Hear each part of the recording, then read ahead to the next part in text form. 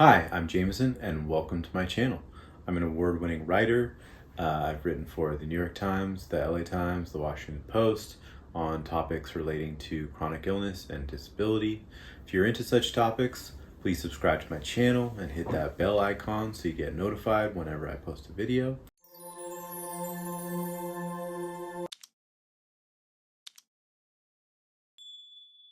So it's like September now, and I think last November I published my first novel, Something's Wrong with Micah.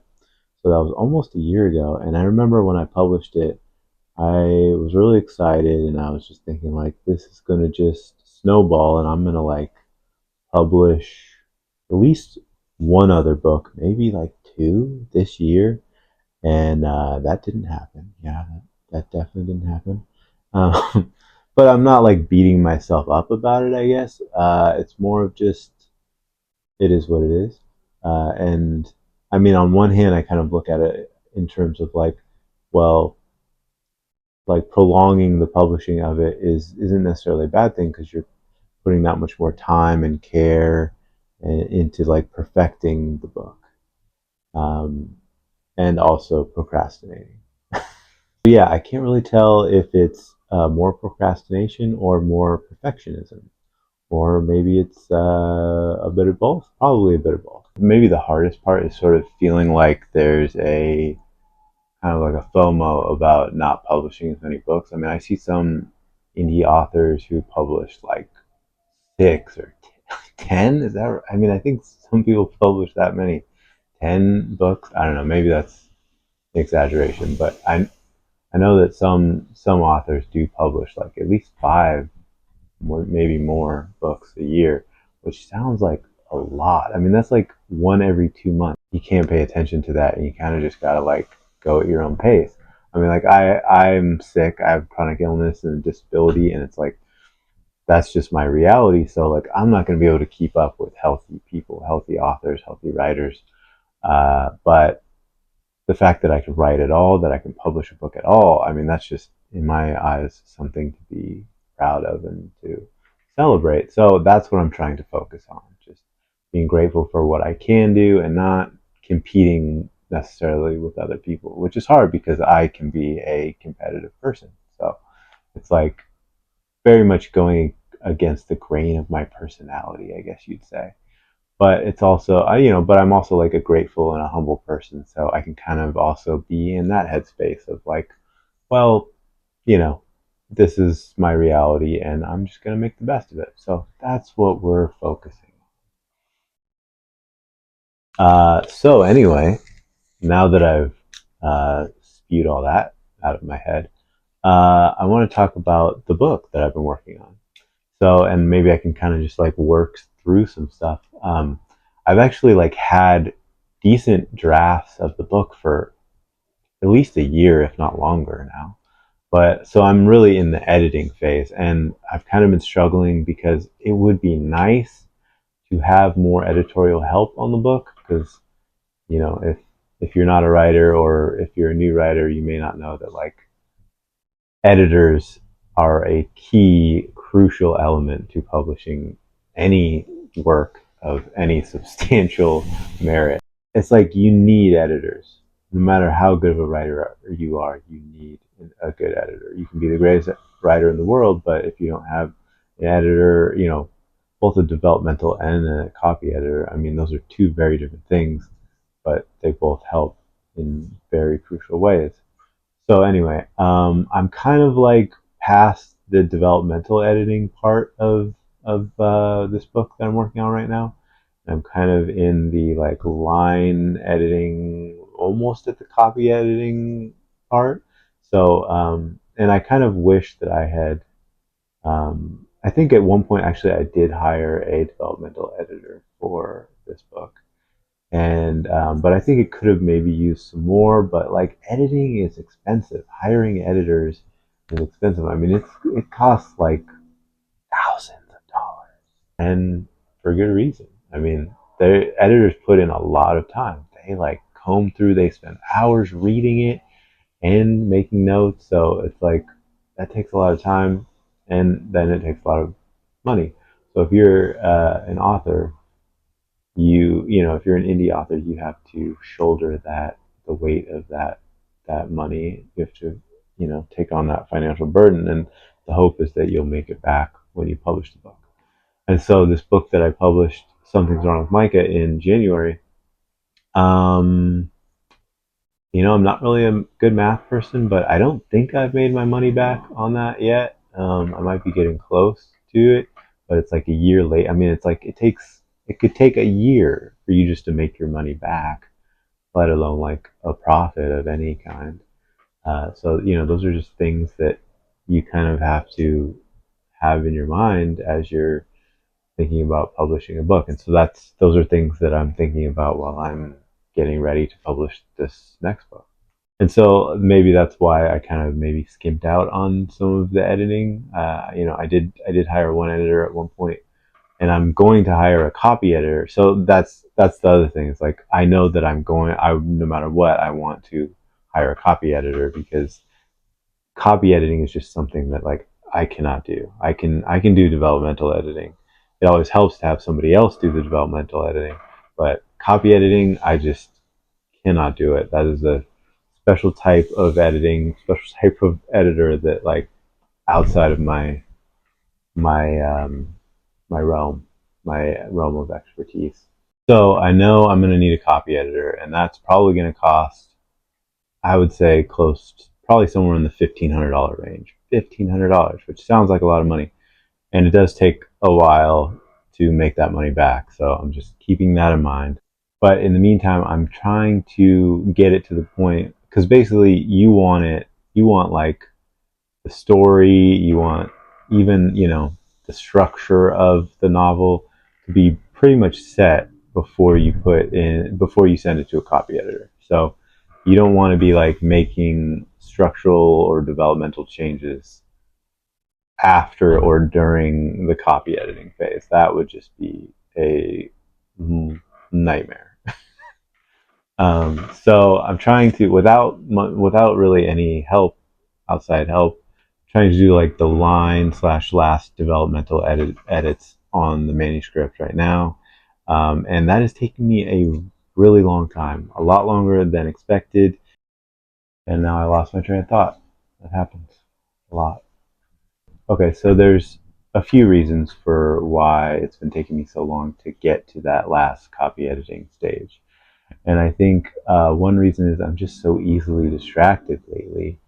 I mean, I'm just like procrastinating, and I mean, a big part of it is like technology, just like being on your phone. I mean, it's hard because I do most, if not all, of my writing on my phone, which is something that I've done basically since I got really sick and I just wasn't physically able to use a laptop. Now I can use a laptop, but I've just gotten in the habit. As my health has improved, I can use a laptop again, but I've just gotten in the habit of using my phone. And honestly, I think I just work faster writing on my phone. But because I'm writing on my phone, it's like, oh, Instagram is just like one tap away, or YouTube is just one tap away. My emails are, so like you can just so easily get sidetracked. And especially if you hit a wall or you have writer's block, it's like, okay, I'm like writing, some dialogue, and I'm like, what's Alex going to say here? I don't know. All right, let me check my email real quick. Then I'll come back to it. Then I check my email, and then some email pops up, and I need to do something. So then I go over to Instagram, and then I'm there, and then it's like, oh wow, half an hour ago I was writing Alex's dialogue. What happened? And then I even forget where I was, and I'm like, okay, I'm just got to get back to writing. So then I go back to the document, and I'm like, I totally lost my place, like where I was. And then I find it again. I'm like, what was I even do? What was I even writing? And so that is like a daily, if not hourly, battle that I have with myself and writing. And it's frustrating because I used to write so much more and so much quicker. And I know the phone has always sort of been there, and that there's always been that struggle with the phone and writing. But for whatever reason now, it has just been so much more of an issue. So I'm trying to look for ways to kind of combat that, and also because I'm on my phone so much more, my brain doesn't really have that time to just be quiet and think and create, be creative in the writing, and so I'm definitely missing out, missing that, um, and that's frustrating. But I'm trying to get through it, and I will get through it. It's just kind of hard right now. And then the other thing that has kind of been slowing me down is just, um, like I said, the fact that like normally I might have an editor working with me, but I don't really want to shoulder that cost right now. So I'm kind of going at it alone, and naturally that takes more time when you're doing it by yourself.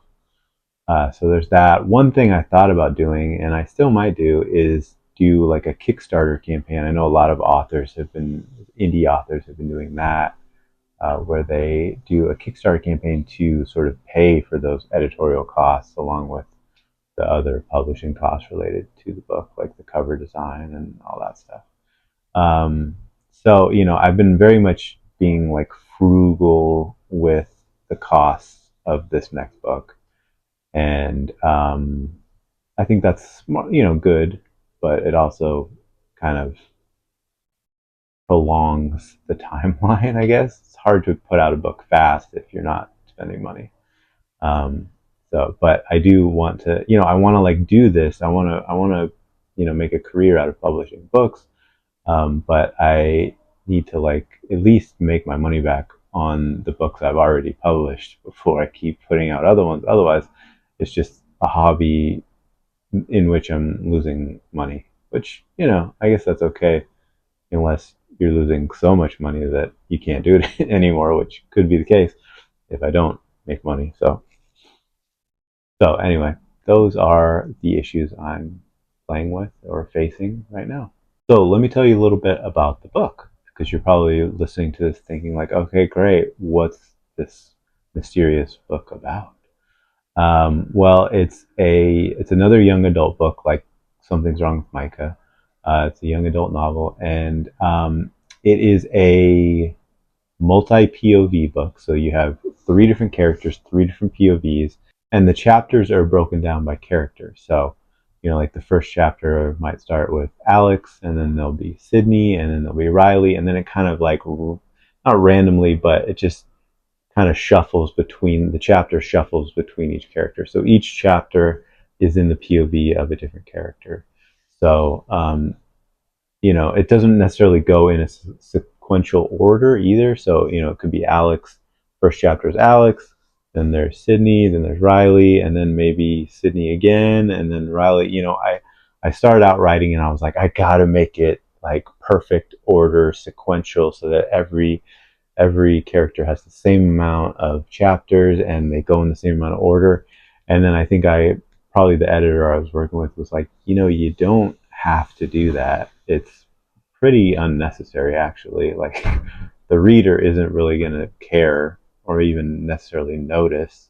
So I ditched that idea, and I just kind of I tried to make it equal. They all have roughly the same amount of chapters, but it doesn't go in a nice order, in the same order. Okay, so there's three characters, and it's a three characters, three POVs, and it's basically an unrequited love story. So you have two girls and a guy, and they are in high school. They are, I think they're juniors. Can't even remember my own story, huh? Yeah, that's how bad my memory is. I think they're juniors in high school, or maybe they're seniors. I don't know. Anyway, just pretend like I know the story I'm writing. Just pretend like I know. But anyway, they're in high school, and um, basically it's an unrequited love story. So, and they each like somebody else. So, and I don't want to give away too much of the book because then you won't want to read it. But basically, like, and as the story goes on, you realize that Alex has a crush on Riley. Riley has a crush on Sydney. Sydney has a crush on Alex. So there's three characters, and they all like somebody different. None of them have a crush on the same person. And really, it's a story about friendship. You know, it's like they all have these sort of romantic views of at least one of the other characters, but in sort of that complicated web of high school crushes and love and all that stuff, they and the readers hopefully sort of realize that there's this really strong element of friendship, regardless of how they feel romantically, between the three of them, and they have this like amazing friendship, even through like the heartbreak of realizing that they aren't going to fulfill those romantic ambitions or aspirations or whatever. They're not going to fall in love with who they want to fall in love with, but there's this friendship there that really transcends that, and it's kind of a beautiful thing, at least the way that I'm looking at it. So anyway, I won't give away any more of the book, but right now I'm sort of trying to wrap it up. I'm getting to the copy editing phase, and I guess I'll keep you posted on it. I'll post more updates, and if you're interested in the book, leave me a comment and let me know. Ask me any questions you want about the process of publishing or writing the book or anything else that I've worked on. And if you enjoyed this video, subscribe to my channel and hit that bell icon so you get notified when I post new videos. Thanks for watching, and we'll see you next time.